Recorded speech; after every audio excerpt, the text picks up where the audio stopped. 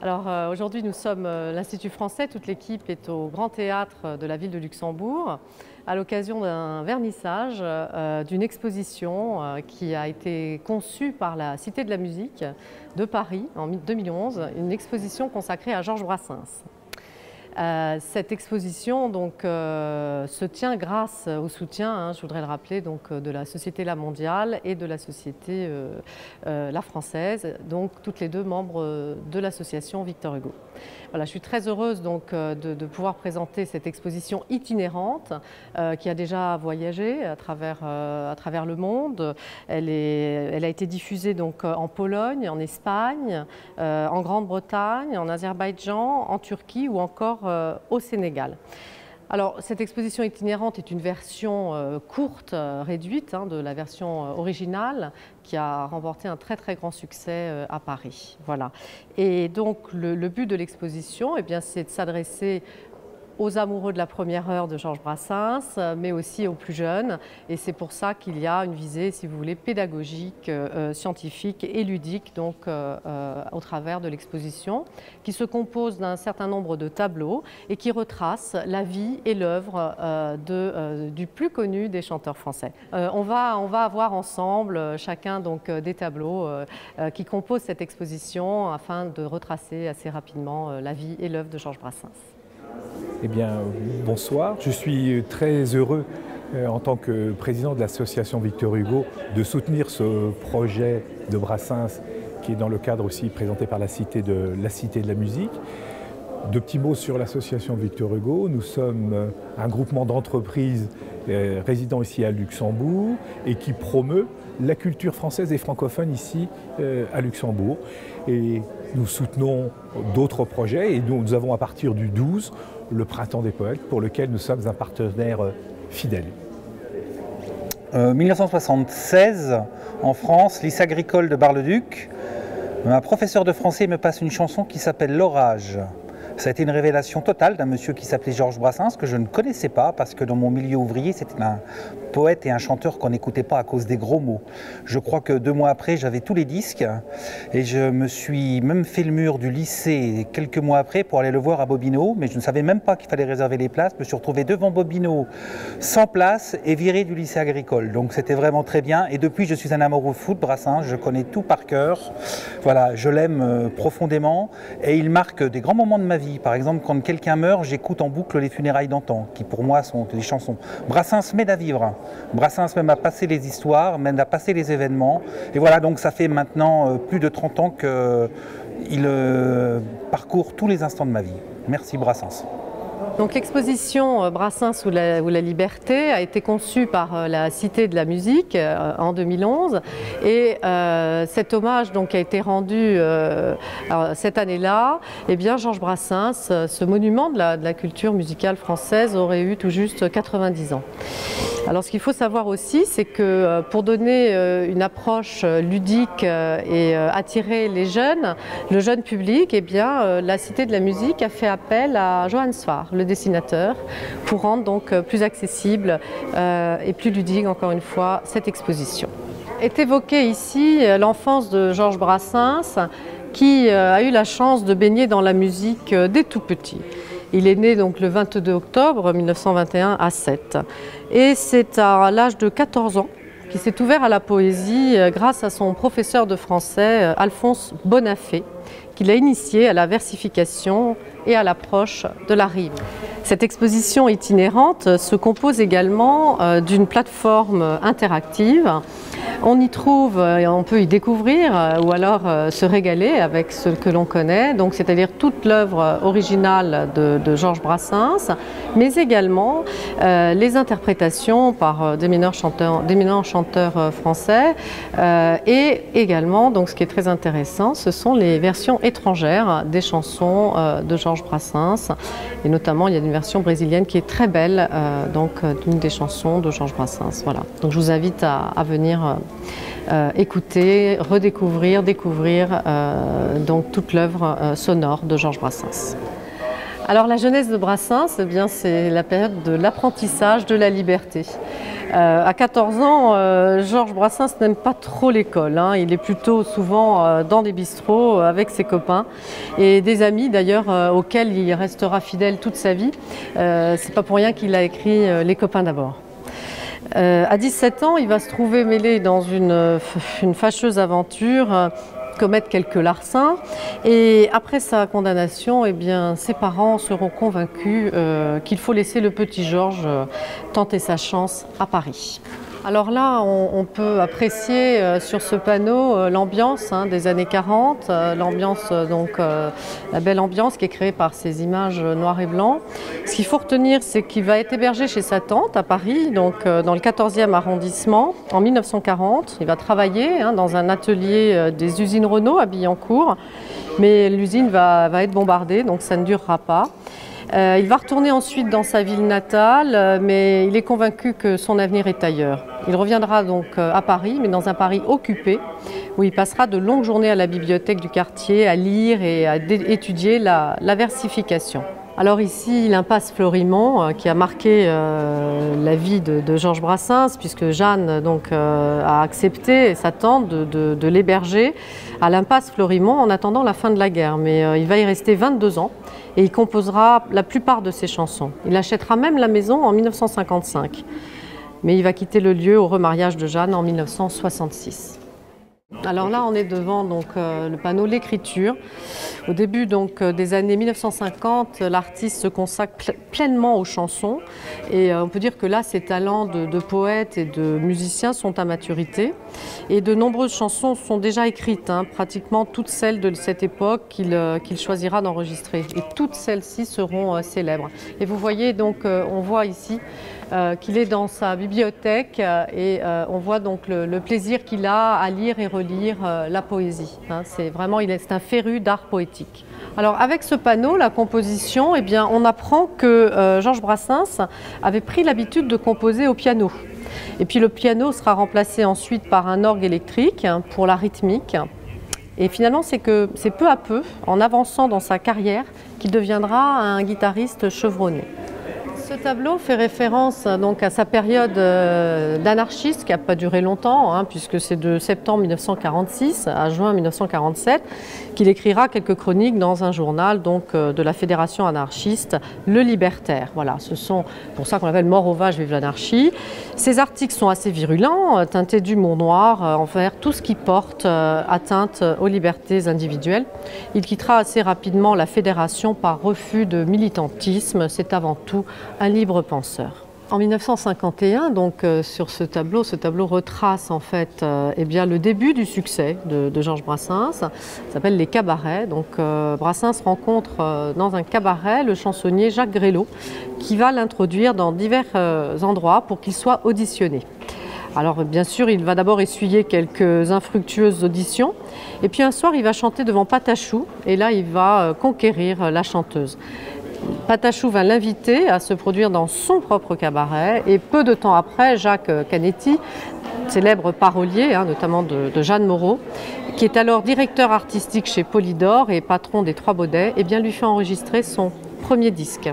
Alors le succès de Georges Brassens va très très vite arriver, comme je le disais, il enregistre son premier disque à 30 ans et sa carrière est lancée. On va se presser pour découvrir ce jeune chanteur au texte sulfureux et c'est pour ça le dernier tableau, Bobino, qui nous montre que Georges Brassens va très vite gravir les échelons de la notoriété et remplir toutes les grandes salles parisiennes de l'époque, le TNP, l'Olympia, Bobino, et puis il enregistre ses disques après l'épreuve de la scène. On arrive au terme de l'exposition et nous voilà face au dernier tableau. C'est Brassens, la consécration de Brassens, les honneurs.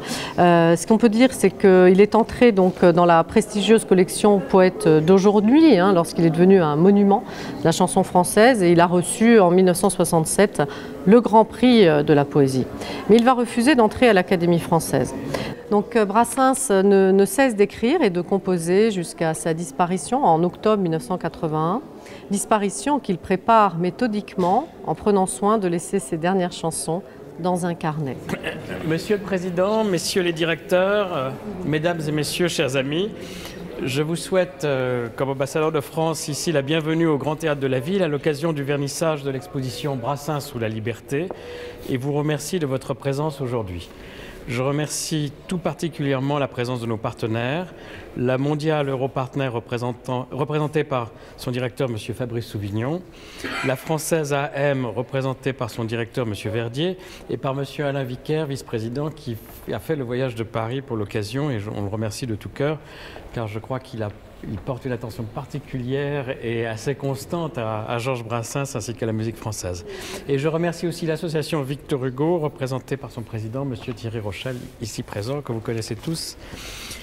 Je voulais simplement vous dire que, grâce à M. Vicaire, d'ailleurs, l'exposition Brassens sous la liberté a été présentée et conçue d'ailleurs par la Cité de la musique et elle y a été présentée de mars à août 2011 et qu'il y a eu un très grand succès public et qu'en raison de ce succès, on a créé une version itinérante qui a voyagé, qui a permis de faire découvrir et de partager la passion d'un des plus grands chanteurs français à travers le monde. Et que, puisqu'on parlait d'exposition itinérante, je crois qu'elle a été, si je ne me trompe pas, en Italie, en Belgique, en Pologne, en Pologne, en Espagne, en Grande-Bretagne, en Azerbaïdjan, en Turquie et au Sénégal. L'exposition a pour ambition de s'adresser à tous les publics en proposant une triple approche scientifique, pédagogique, ludique. Vous voyez qu'il y a ces multimédia, il y a des chansons en français mais également traduites. Et puis tous les amoureux de Brassens pourront redécouvrir et faire partager aux plus jeunes générations le goût d'un des plus grands chanteurs français. Et je vous remercie infiniment d'avoir permis que cet événement soit possible. Très bien. Eh bien, moi, je suis heureux en tant que président de l'association Victor Hugo donc de contribuer à la réalisation de cette exposition grâce à nos membres qui prennent en charge le soutien de cette exposition. Et en tant qu'association Victor Hugo, eh bien, nous sommes là pour soutenir l'ensemble des projets qui visent à promouvoir la culture française et francophone à Luxembourg. Merci.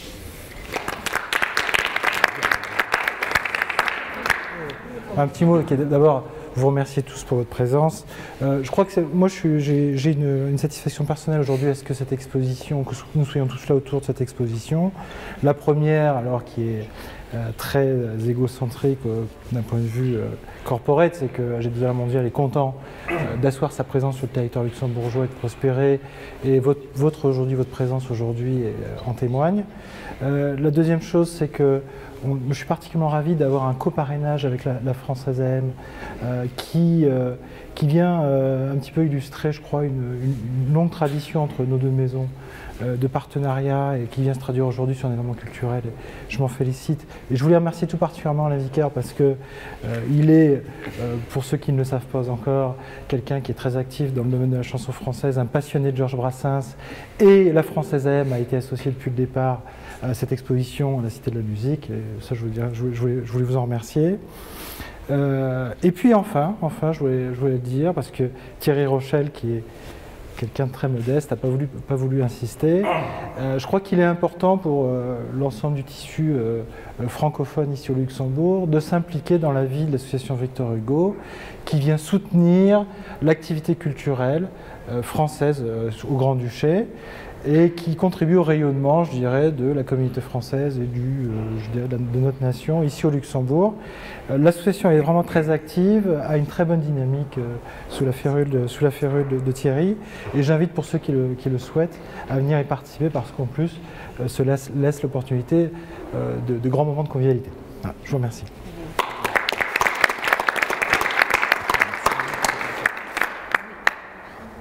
Non, très rapidement et un grand merci à tout le monde, tant pour votre présence que pour la partie organisation. La Française, nous sommes des gestionnaires. Normalement, nous faisons que des conférences autour de la gestion, la macroéconomie, les taux, les obligues, etc. etc. C'est la seule exception. Depuis que je suis dans le groupe, c'est la seule que j'ai vue. Et donc c'est avec très très grand plaisir et beaucoup de fierté que nous sommes associés et que nous partageons son itinérance à Paris et puis maintenant ici.